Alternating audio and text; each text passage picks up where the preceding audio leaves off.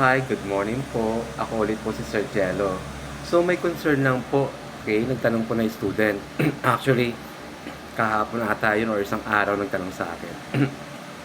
So sabi sa akin ng bata, Sir, may absent po ako nakaraan. Paano ko po i-comply yung mga miss activities ko? Madali lang po yung sagot diyan, okay?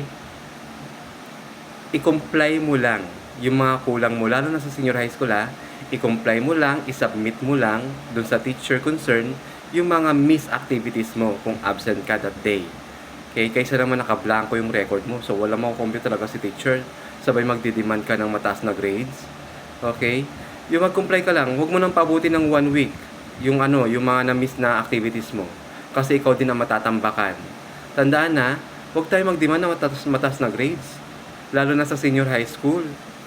Kung alam mong absent ka or something na meron kang activity na kailangan mong daluhan that day at hindi ka nakapag-attend ng klase mo, then you must to comply.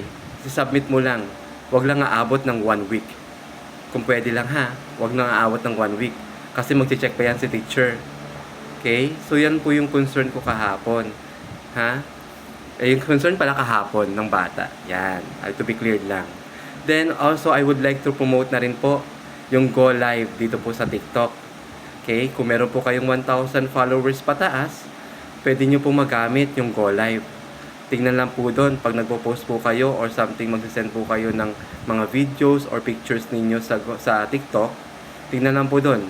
I-send nyo kaagad or next, then makikita po doon yung add link. Yan. I-click nyo lang po doon, then makikita nyo po yung Go Live. Then you must to choose. Tatlo ata ang i-choose doon.